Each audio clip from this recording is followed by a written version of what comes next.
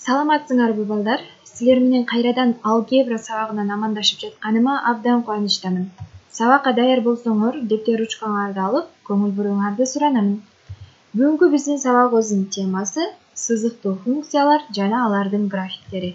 Сабагыбыздын максаты бүгүн силер функция жана анын графиги боюнча билимдериңерди бышыктап, сызыктуу функция жана анын графиги менен таанышасыңар. Ошондой эле ар кандай деңгээлдеги көнүгүүлөрдү иштөө менен билимдериңерди өнүктүрүп, керектүү учурда пайдаланууга тарбияланасыңар.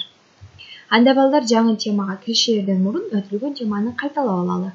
Эгер x өзгөрүлмөнүн аныкталуу областынан алынган каалаган маанисине y өзгөрүлмөнүн жалгыз мааниси кандайдыр бир эреже аркылуу туура келсе, анда y өзгөрүлмөсү x өзгөрүлмөсүнүн функциясы деп аталат.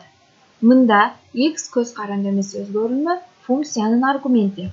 Мисалга ала турган болсок балдар, бул x өзгөрүлмөсүнүн аныкталуу областынан алынган маанилер. Бул болсо y өзгөрүлмөсүнүн маанилери дейли.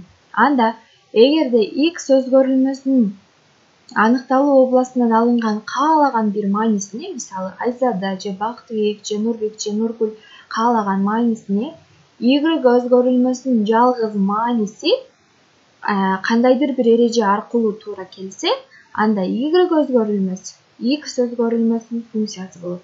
Мисалга ала турган болсок, Айзада дегенге бул эжекей деген сөз туура келет экен. Демек бул y өзгөрүлмөсү x өзгөрүлмөсүнүн функциясы. Ушундай эле Бактыбек дегенге окуучу деген сөз туура келет экен. Демек Бактыбек окуучу экендигин биле алабыз.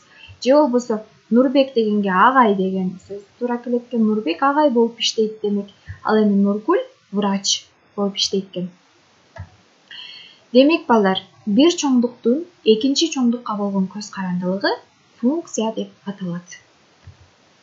Y барабар f от x функциясынын x аргументи жашай турган сандардын көптүгү функциянын аныкталуу областы деп d латын тамгасы менен белгиленет. Ал эми y функциясы кабыл алган маанилердин көптүгү функциянын өзгөрүү областы деп e латын тамгасы менен белгиленет. Көңүл бургула балдар.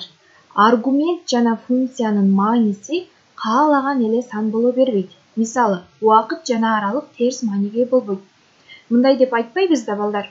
Саат -3 болду, же болбосо мен -2 километр аралыкты басып келдим деген сөздү айтпайбыз. Демек бул мүмкүн эмес экен.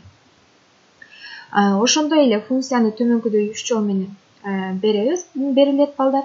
Таблица жолу менен, аналитикалык формула жолу менен, график жолу менен берилет. Силер бул теманы өткөн сабакта өткөнсүңөр. Мен эсиңерге салып кеттим. Анда бүгүнкү биздин жаңы тема сызыктуу функция.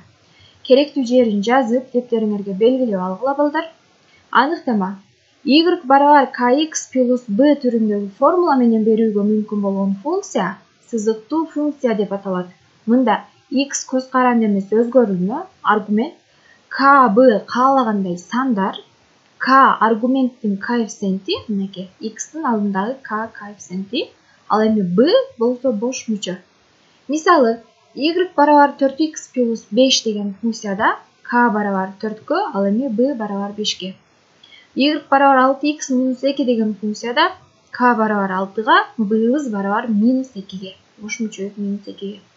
Ал эми y барабар минус x плюс 1 деген функцияда k барабар минус 1ге, b барабар 1ге. Сызыктуу функциянын графиги түз сызык болот балдар. Мына сүрөттөн көрүп турасыңар.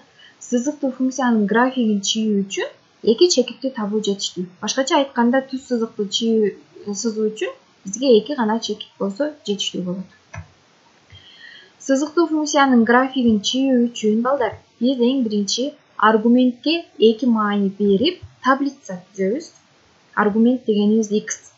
Андан кийин аларды координата системасында белгилейбиз. Мына координата системасын белгилейбиз. Ал эми кийинкиси болсо эки чекит аркылуу түз сызык жүргүзөбүз.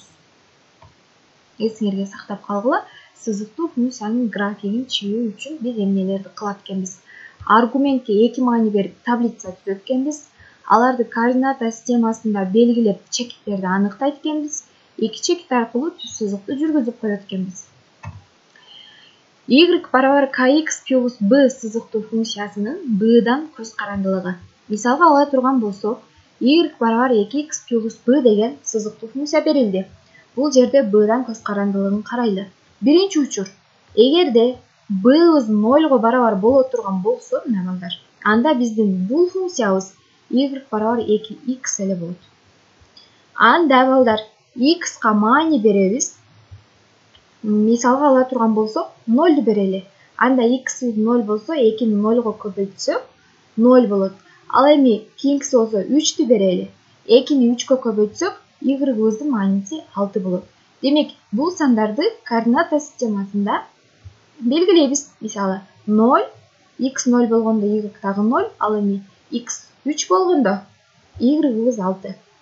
Демек, мына ушул эки чекитти туташтырып, биз функциянын түз сызыгын чийеткенбиз, графигин чийеткенбиз. Экинчи учур. y барабар 2x плюс 1. Демек, b'ыбыз 1ге барабар болгон учур.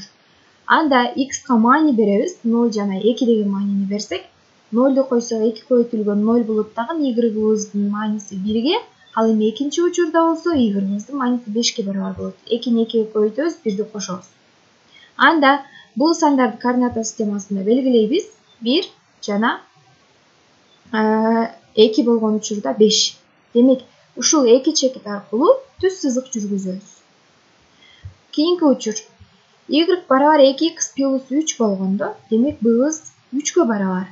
x-ка каалагандай маани беребиз. 0 жана 2 дегенди берели. Анда x-ын ордуна 0ду койсок y-ыбыз 3, ал эми 2-ни койсок y-ыбыз 7 болот.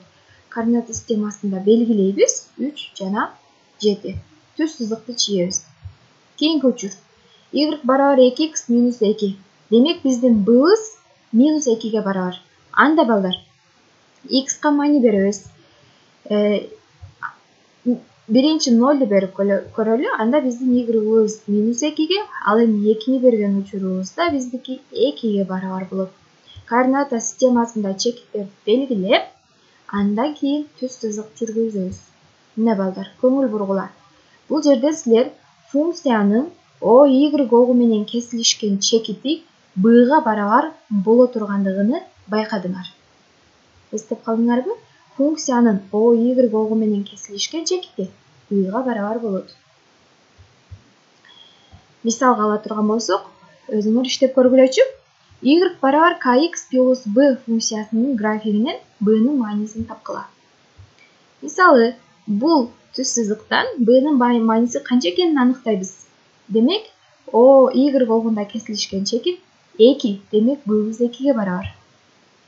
Ал эми экинчи түз сызыктан биз b'нын 4 экендигин аныктайбыз, азаматсыңар. Ал эми үчүнчү түз сызыктан b'ны биз 5 экендигин аныктайбыз. Башкача айтканда, мына балдар, 5 деген чекитте кесилишип өттү. Андан кийин балдар, кийинки учурда b'нын минус 3 экендигин аныктоого болот, азаматсыңар. Эскертүү балдар. y барабар kx плюс b функциясында эгер b барабар 0 болсо, анда y барабар kx функциясы пайда болот. b барабар 0 болсо, y барабар kx. Бул функциянын графиги координата башталышы аркылуу өткөн түз сызык болот. Мына мындай. Координата башталышы аркылуу өткөн түз сызык болот. Ушул жерден координата системасын балдар чейректерге бөлөбүз. Мына биринчи чейрек, бул экинчи чейрек, бул үчүнчү чейрек, бул төртүнчү чейрек. Демек, бул жерде биздики түз сызыгыбыз биринчи жана үчүнчү чейректе жатты. Ушундай эле, эгер k барабар 0 болсо, анда бул функциябыз y барабар b болот. Бул функциянын графиги ox огуна параллель болгон 0 жана b чекиттери аркылуу өтүүчү түз сызык болот. Башкача айтканда, 0 жана b координатасына ээ болгон чекит аркылуу өтөт. 0 жана b. Анда балдар, теманы бышыктоо үчүн биринчи көнүгүүгө көңүлүңөрдү бургула. y барабар 2x плюс 3 функциясынын графигин түзгүлө жана o y огу менен кесилишкен чекитти тапкыла. Ал үчүн биринчи x-ка маани берип таблица түзөбүз. x-ка 0 берсек 2 көбөйтүлгөн 0 кошулган 3, демек 3. x-ка 1 берсек 2 көбөйтүлгөн 1 кошулган 3, 5. Ошондо балдар биз 0, 3 жана 1, 5 деген координаталарга ээ болгон чекитти алабыз. Мына ушул чекиттерди координата системасында белгилейбиз. 0, 3 жана 1, 5. Эки чекитти туташтыруу үчүн түз сызыкты жүргүзөбүз. Бул биздин y барар 2x плюс 3 деген функциянын графиги болду. Кошумча маалымат балдар. Эгер k чоң 0 болсо, башкача айтканда аргументтин алдындагы коэффициент 0дон чоң болсо, анда биздин y барабар kx плюс b деген функциябыз өсүүчү функция болот. Ал эми бул функциянын y огу менен кесилишкен чекитин табуу бизге кыйынга турбайт. Биз жогоруда айтып кеттик. Демек биздин бул функциянын y огу менен кесилишкен чекити 3кө барабар. Башкача айтканда биздин b 3. Ушундай эле экинчи көнүгүү. Функциянын графигин түзгүлө. Y барабар минус 2x плюс 1, x тиешелүү минус 3дөн 2ге чейин. Бул жерде минус 3 дагы 2 дагы кирет экен. Биринчи x-ка маани берип таблица түзөбүз. Минус 3тү берсек, минус 2 көбөйтүлгөн минус 3 плюс 6 кошулган 1 7 берет. 2-ни берсек, минус 2 көбөйтүлгөн 2 минус 4 кошулган 1 минус 3тү берет. Биз минус 3 жана 7, 2 жана минус 3 координаталарына ээ болгон чекитти алабыз. Бул чекиттерди координата системасында белгилеп, түз сызыкты жүргүзөбүз. Минус 3, 7, 2, минус 3.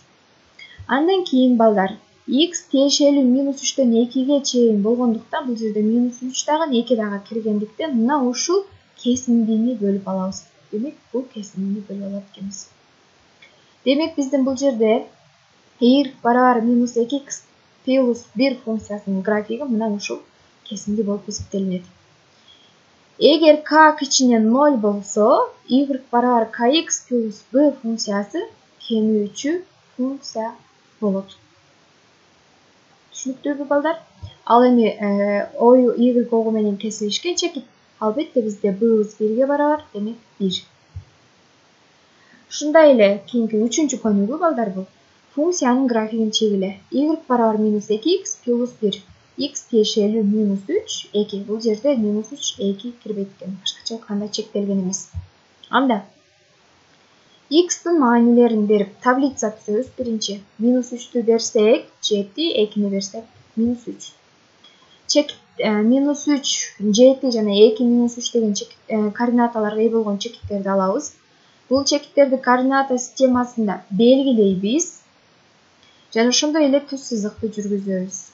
Бул жерде минус 3, 2 деген интервалын бөлүп алабыз. Бул жерде минус 3, 2 деген бизге өзү кирбейт экен. Мына бош болуп турат. Эгер k кичине 0 болсо, y барабар kx плюс b сызыктуу функциясы кемүүчү болот. Сызыктуу функцияларды бир учурда бир координата системасына кантип жайгаштырабыз? Y барабар k1x кошулган b1, y барабар k2x кошулган b2 деген бизге эки сызыктуу функция берилди.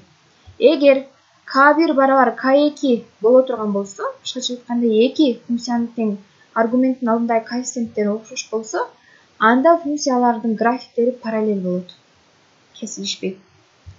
Ал эми эгер k1 барабар эмес k2 болсо, анда функциялардын графиктери бир чекитте кесилишет. Муну эсиңерге салып алгыла.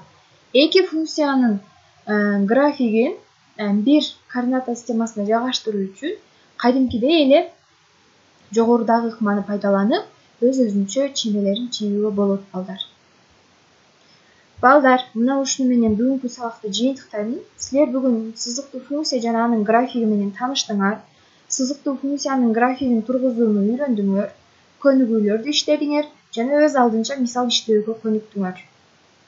Китебиңердин 70-71 бетиндеги номер 30, номер 32, номер 36 көнүгүүлөрүн үйгө тапшырма берип, чыгарып мага WhatsApp аркылуу жөнөтөсүңөр. Көңүл бурганыңар үчүн чоң рахмат. Кийинки сабактан көрүшкөнчө сак саламатта калгыла.